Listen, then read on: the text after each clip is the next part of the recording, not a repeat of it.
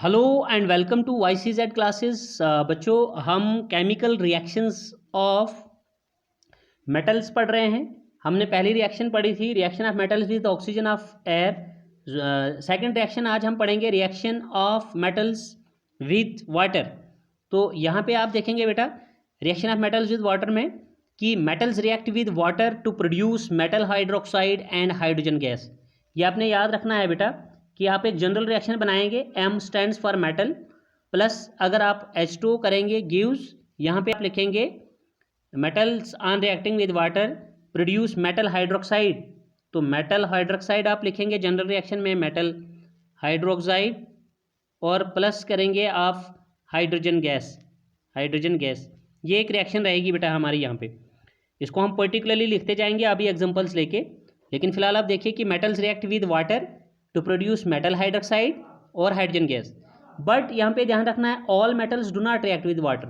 सारे मेटल जो हैं बेटा वो वाटर के साथ रिएक्ट नहीं करते हैं, इस वजह से कि ये इस चीज़ को हम कहते हैं रिएक्टिविटी, कि बहुत सारे मेटल जो हैं उनकी रेट ऑफ रिएक्शन जो है वो वैरी करती है, ठीक है, वो डिफर करती है। वो सेम ही सारे मेटल्स की रेट ऑफ रिएक्शन जो है वो सेम नहीं होती है, वो अलग अलग होती है। तो इस वजह से कुछ मेटल्स बेटा ऐसे होते हैं कि जो लीस्ट रिएक्टिव, बहुत ही कम रिएक्टिव के होते नेचर के होते हैं, और वो वाटर के साथ चाहे आप कोई भी किस्म का वाटर, चाहे कोल्ड वाटर दे दो, हॉट वाटर दे दो, या इवन स्टीम दे दो, तो वो उनके साथ रिएक्ट ही नहीं करेंगे। लेकिन कुछ मेटल जो है वो हम बता रहे हैं कि वो रिएक्ट हो रहे हैं और मेटल हाइड्रोक्साइड और हाइड्रोजन गैस प्रोड्यूस करते हैं प्रोडक्ट में। जैसे देखिए यहाँ पे लेड मेटल है, कॉपर है, सिल्वर है, गोल्ड है, प्लेटिनम है। ये ऐसे मेटल्स की एग्जांपल है which do not react with water at all conditions, whether you provide the water condition as cold, hot और स्टीम। तो ये जो मेटल की लिस्ट है बेटा, लेड है, कॉपर है, सिल्वर है, गोल्ड है, प्लेटिनम है, ये हरगिज किसी भी कंडीशन ऑफ वाटर में ये इनके साथ रिएक्ट नहीं होते, क्योंकि इनकी रिएक्टिविटी बहुत ही कम होती है, ठीक है, इसलिए ये नहीं होते। जैसे देखिए अदर मेटल्स जिनको हमने बताया पहले ही कि metals react with water to produce metal hydroxide and hydrogen gas, जो मोर रिएक्टिव मेटल्स हैं जैसे पोटेशियम हो गया, सोडियम हो गया, ठीक है, तो ये क्या हो जाते हैं, वाटर के साथ रिएक्ट होकर मेटल हाइड्रोक्साइड और हाइड्रोजन गैस बनाते हैं। तो रिएक्शन किस तरह से है, जैसे आपने पोटेशियम ले लिया, मेटल सॉलिड होते हैं जनरली, तो प्लस आपने लिखा एक्सेप्ट, वो आपको मालूम है कि मरकरी के अलावा रूम टेम्परेचर पे मरकरी लिक्विड होता है, प्लस आप वाटर H2O करेंगे बेटा, ये लिक्विड होता है, वाटर गिव्स मेटल हाइड्रोक्साइड। आप देखिए मेटल हाइड्रोक्साइड है तो मेटल कौन सा है, पोटेशियम, और हाइड्रोक्साइड का फार्मूला आपको पता है, हाइड्रोक्साइड होता है सिंबल उसका OH, और पोटेशियम हाइड्रोक्साइड आप देखिए अगर फार्मूला आपको नहीं आता है तो पोटेशियम हाइड्रोक्साइड के सिंबल्स डाल दीजिए, पोटेशियम और हाइड्रोक्साइड का OH। पोटेशियम की वैलेंसी आपको पता है बेटा 1 है, ग्रुप 1 से बिलोंग करता है, +1, एक इलेक्ट्रॉन लूजर है, ये एक इलेक्ट्रॉन डोनेटर। OH नेगेटिव है, OH एक इलेक्ट्रॉन लेता है, -1, ये +1 या -1, प्लस माइनस छोड़िए, 1 1 क्रॉस कीजिए, तो ये यहाँ पे KOH बनेगा फार्मूला आपके पास, K1OH1 मतलब सिंपली KOH। तो कहने का मतलब ये है कि K प्लस H2O गिव्स, हमने बताया है कि यहाँ पे मेटल हाइड्रोक्साइड यानी KOH एक प्रोडक्ट बनेगा, प्लस लिबरेट होती है यहाँ पर हाइड्रोजन गैस H2। अब बैलेंस करेंगे इसको, देखो भाई मैंने यहाँ पर हाइड्रोजन्स मेरे रिएक्टेंट में 2 हैं, लेकिन मैं यहाँ 2 और 1 3 यूज़ कर गया, जो कि अनबैलेंस है। ऑक्सीजन यहाँ पे 1 है, चलिए ये 1 क्या आ रहा है, पोटेशियम 1, लेकिन हाइड्रोजन मेरे पास 3 आ रहा है, इसका मतलब ये अनबैलेंस्ड है। मुझे इसको बैलेंस करना है तो मैं क्या करूँगा, यहाँ पे बेटा हाइड्रोजन को देख के मैं देखूंगा कि अगर मैं यहाँ पे क्या कर लेता हूँ, 2 हाइड्रोजन इधर हैं, 1 इधर है, 3, अगर मैं यहाँ पे ट्वाइस कर देता हूँ तो ये 2 और 2 कितने हो जाते हैं मेरे पास, 4 हाइड्रोजन प्रोडक्ट में। तो यहाँ पे भी आके 2 टाइम्स H2O में कर सकता हूँ, जिसमें 2 2 4 हाइड्रोजन, तो मेरे हाइड्रोजन दोनों साइड रिएक्टेंट प्रोडक्ट साइड बराबर हो जाते हैं। Hit and trial method use कर रहा हूँ। अब रही बात की ऑक्सीजन, तो देखो रिएक्टेंट में ऑक्सीजन का सोर्स H2 है, उसमें ऑक्सीजन 2 आ गए। अब तो अब प्रोडक्ट में ऑक्सीजन का सोर्स पोटेशियम हाइड्रोक्साइड है, उसमें भी ऑक्सीजन 2 आ गए, ऑक्सीजन भी बैलेंस हो गया, हाइड्रोजन भी बैलेंस कर हो गया। अब देखिए पोटेशियम आपके रिएक्टेंट में 1 इधर 2, तो यहाँ पे ट्वाइस आप पोटेशियम कीजिए ना सीधा सीधा, तो 2 पोटेशियम रिएक्टेंट में और 2 पोटेशियम आपके KOH वाले यानी पोटेशियम हाइड्रोक्साइड वाले में, ठीक है, कंपाउंड में। तो बैलेंस हो गया बेटा, पोटेशियम भी, हाइड्रोजन भी, ऑक्सीजन भी, ठीक है। तो इस वजह से यहाँ पे आप अगर स्टेट सिंबल्स इस तरह से लिख सकते हो। बाकी ये रिएक्शन हो गई कि जो हमने बताया था कि मेटल रिएक्ट होते हैं कुछ मेटल्स वाटर के साथ और मेटल हाइड्रोक्साइड और हाइड्रोजन गैस बनाते हैं। अब आप इस रिएक्शन में बेटा इस हाइड्रोजन के साथ गैस तो लिखोगे, लेकिन साथ में इसके साथ एरो ऊपर की तरफ दिखाओगे। एरो ऊपर जब हम दिखाते हैं किसी चीज़ के साथ, उसका मतलब होता है कि गैस इवॉल्व हो गई होती है रिएक्शन में, हो गई होती है रिएक्शन में, इवॉल्व, रिलीज, लिबरेट, ठीक है। अगर प्रेसिपिटेट बनता है उसका एरो नीचे की तरफ दिखाते हैं, ये भी मैंने आपको बताया। चलिए नेक्स्ट मेटल लेते हैं, सोडियम मेटल। तो सोडियम भी सॉलिड है ना, तो प्लस करोगे आप किसके साथ, वाटर के साथ। इसको भी सेम जिस तरह से पोटेशियम का प्रोडक्ट बना इस तरह से इसका भी बनेगा सोडियम हाइड्रोक्साइड, तो इसका भी फार्मूला बनेगा NaOH। क्या बनेगा, NaOH। और ये एक्वस लिखेंगे, हाँ ऊपर भी KOH के साथ एक्वस लिखना बेटा, जब H2O के साथ सोल्यूशन बनेगा ये तो एक्वस सोल्यूशन हो जाएगा, तो ऊपर KOH के साथ भी एक्वस फिजिकल स्टेट लिखना, प्लस H2 आपकी गैस होगी, इसका एरो ऊपर दिखाओगे, लिबरेट हो जाएगी, ठीक है, इवॉल्व हो जाएगी। और ये आपका हाइड्रोक्साइड कौन सा बन गया, सोडियम हाइड्रोक्साइड। ऊपर वाला कौन सा बना था, पोटेशियम वाला, पोटेशियम हाइड्रोक्साइड, ठीक है बेटा। तो ये रिएक्शन। अब आगे देखिए नेक्स्ट पॉइंट आ रहा है, the reaction of sodium and potassium is so violent, मतलब इतनी ज़्यादा ये तेज़ी से रिएक्शन होती है with cold water that hydrogen gas release at once catches fire, कि यहाँ पर जैसे ही हाइड्रोजन गैस रिलीज होती है तो एकदम वो क्या कर देती है, आग पकड़ लेती है बेटा। It is an example of जब हीट रिलीज होती है, जब एनर्जी रिलीज होती है सिस्टम से, रिएक्शन मिक्सचर से, तो उसको हम एक्सोथर्मिक रिएक्शन कहते हैं। तो it is an example of exothermic reaction. जैसे कैल्शियम प्लस H2O अगर हम लिखेंगे, अब पोटेशियम सोडियम के अलावा हमने कैल्शियम लिख किया, कैल्शियम भी मेटल है, अगर कैल्शियम सॉलिड किया आपने प्लस H2O लिक्विड लिया आपने, गिव्स, यहाँ पर कैल्शियम हाइड्रोक्साइड, उसका फार्मूला, कैल्शियम सेकंड ग्रुप से बिलोंग करता है, उसकी वैलेंसी 2 है, ये OH का होल ट्वाइस लगेगा। OH नेगेटिव है ना, वो 1 आप कैल्शियम को दे दो, कैल्शियम की 2 वैलेंसी OH को दे दो, तो COH का होल ट्वाइस फार्मूला बनेगा, जो कि फिजिकल स्टेट आप एक्वस लिखोगे सोल्यूशन, और प्लस यहाँ पे H2 हाइड्रोजन गैस, ये भी लिबरेट होगी। लेकिन देखो इंपॉर्टेंट चीज़ क्या है, it is less violent reaction, ठीक है। मतलब यहाँ पर ये रिएक्शन जो है आपको, मतलब कैल्शियम की अगर आप रिएक्टिविटी की बात करोगे, ये जितने रिएक्टिव सोडियम पोटेशियम है उतना ज़्यादा कैल्शियम नहीं है, ये आपको लेस वायलेंट रिएक्शन दिखेगी as compare to the sodium and potassium. So the bubbles of hydrogen gas evolved sticks to the calcium, जो हाइड्रोजन गैस के बबल्स यहाँ पे जब रिएक्शन कंटेनर में हम ये रिएक्शन करेंगे कंटेनर में, तो जो हाइड्रोजन गैस के बबल्स उठेंगे ना वहाँ पे, तो वो कैल्शियम मेटल के साथ स्टिक हो जाएंगे एंड हैंस कैल्शियम फ्लाउट्स, और कैल्शियम क्या करेगा, फ्लाउट करेगा ऑन वाटर, ठीक है बेटा। नेक्स्ट है, अगर हम बोलेंगे यहाँ पे मैग्नीशियम अगर मैग्नीशियम मेटल की बात करेंगे, magnesium does not react with cold water, magnesium cold water के साथ रिएक्ट नहीं होगा, however it reacts with hot water only.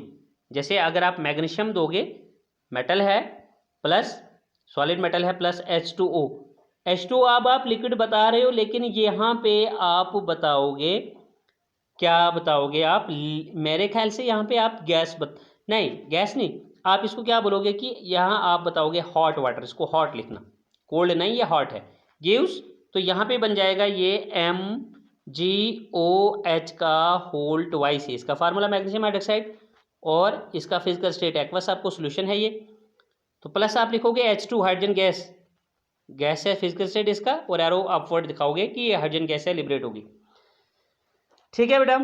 Since the bubbles of hydrogen gas also sticks to magnesium, calcium की तरह यहाँ मैग्नीशियम के साथ भी हाइड्रोजन गैस के बबल्स जो हैं वो स्टिक हो जाएंगे, and therefore it also floats on water, तो ये भी जो है वाटर के ऊपर फ्लोट करेगी बेटा मैग्नीशियम मेटल।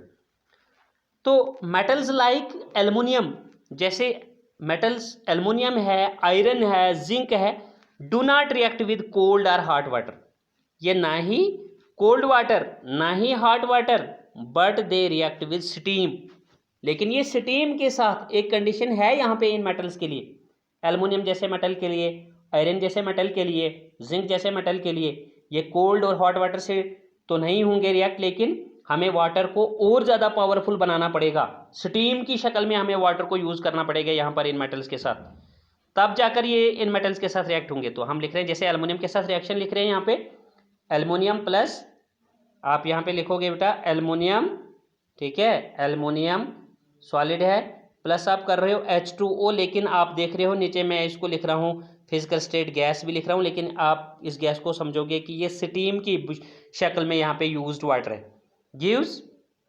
अब बैलेंसिंग देखोगे ना आप यहाँ पर, तो यहाँ पे आपको क्या करना है, देखिए अभी पता चलेगा।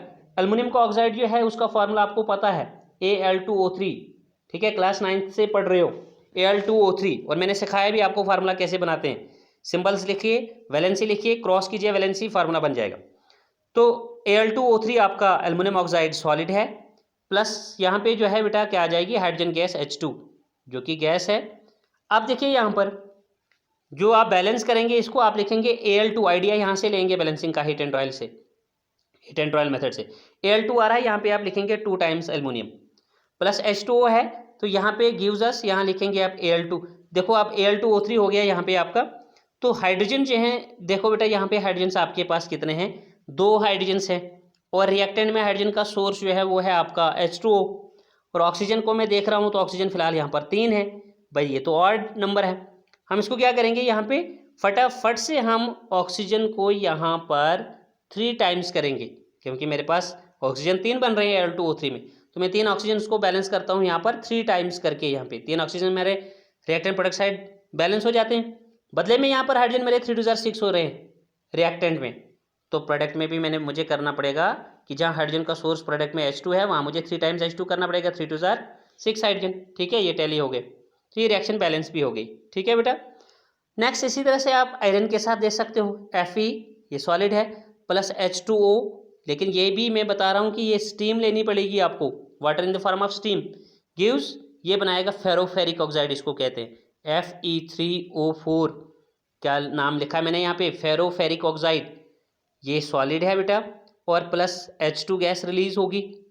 ठीक है, लेकिन कितना कितना होगा यहाँ बैलेंसिंग इसकी, 3 times Fe plus 4 times H2O। तो आगे जाकर आप देखोगे 3 टाइम्स Fe है तो आपका Fe3 यहाँ पे, क्योंकि जब मैंने आइडिया कहाँ से ले लिया बेटा कि Fe3O4 जब मैं लिख रहा हूँ तो मेरा आयरन यहाँ पर 1 था पीछे रिएक्टर में, यहाँ पर 3 है, तो मैंने यहाँ पे 3 डालने से एज अ कोफिशिएंट यहाँ पे 3 आयरन्स पूरे कर दिए। बदले में ऑक्सीजन देखिए कितने हो रहे हैं यहाँ पर ऑक्सीजन अच्छा अब देखिए यहाँ पर मैंने लिखा 4 टाइम्स H2, तो 4 ऑक्सीजन यहाँ पे है रिएक्टेंट में मेरे पास टोटल, तो वही 4 ऑक्सीजन आपके Fe3O4 में टैली हो रहे हैं। फिर रही बात हाइड्रोजन, ये 4 टाइम्स H2 में 4 2 8 हाइड्रोजन है, वही सोर्स है हाइड्रोजन का रिएक्टेंट से, तो आगे प्रोडक्ट में सोर्स ऑफ हाइड्रोजन यही है H2 है, तो आप फटाफट से लिख दीजिए ना 4 टाइम्स H2 यहाँ पे। ठीक है, इस तरह से ये भी बैलेंस हो गई बेटा। नेक्स्ट है रिएक्शन विद एसिड्स। अगर हम इनको मेटल्स को रिएक्ट करेंगे एसिड्स के साथ, reaction of metals with acids, लेकिन वो डाइल्यूट एसिड्स के साथ, क्योंकि जो स्ट्रॉन्ग एसिड्स होते हैं बेटा, ठीक है, कंसनट्रेटेड जो एसिड्स होते हैं उनके साथ जो है हमें यहाँ पे नहीं बोला जा रहा है, डाइल्यूट एसिड्स को आपने इस्तेमाल करना है ताकि कोई वहाँ पे वो डेंजरस साबित ना हो, क्योंकि कंसनट्रेटेड एसिड्स जो भी हैं उनमें वो ज़्यादा हजरडस होते हैं, वो जैसा आपको यहाँ पे डाइल्यूट एसिड्स का इस्तेमाल करना है। तो metals react with acids to give salt and hydrogen gas. सबसे पहली चीज़ है यहाँ पे reaction of metals with acids, कि मेटल ले लिया प्लस आपने बेटा एसिड ले लिया, metal plus acid gives product क्या बनता है आपके पास, ये साल्ट देते हैं, साल्ट और plus hydrogen gas, salt plus hydrogen gas, ये आपने याद रखनी है रिएक्शन। लेकिन साथ में याद रखनी है ये बात भी कि but all acids with all metals do not produce hydrogen gas. अब आप यही याद रखेंगे कि नहीं, जब मेटल्स जो हैं वो रिएक्ट करते हैं एसिड के साथ तो वो साल्ट और हाइड्रोजन गैस बनाते हैं, कुछ मेटल्स जो हैं वो हाइड्रोजन गैस नहीं प्रोड्यूस करते हैं on reacting with acids. For example magnesium and manganese react with you can say nitric acid HNO3 to produce salt and hydrogen gas, but other metals do not produce hydrogen gas on reacting with nitric acid but produces water and oxides of nitrogen such as N2O nitrous oxide, NO nitric oxide, ठीक है, NO2 nitrogen dioxide etcetera. सो यहाँ पे हम इस तरह से ये बात बता रहे हैं बेटा कि यहाँ पे बताया हमने कि कुछ मेटल्स जो हैं वो रिएक्ट होते हैं यहाँ पर एसिड्स के साथ, साल्ट और हाइड्रोजन गैस प्रोड्यूस करते हैं, लेकिन कुछ मेटल जो हैं वो हाइड्रोजन गैस प्रोड्यूस नहीं करते हैं। तो it is because HNO3 itself is an oxidising agent. आपको मालूम होना चाहिए कि नाइट्रिक एसिड अपने आप एक ऑक्सीडाइजिंग एजेंट है, and hence adds oxygen to hydrogen to give water, तो ये क्या कर देता है ये ऑक्सीजन को ऐड करता है हाइड्रोजन के साथ वाटर बनाने के लिए, एंड इट सेल्फ, और अपने आप क्या हो जाता है reduce, and itself is reduced to nitrogen oxide, चाहे वो N2 का केस बने, NO का केस बने या NO2 का केस बने। हम कुछ एग्जांपल्स डिस्कस करते हैं।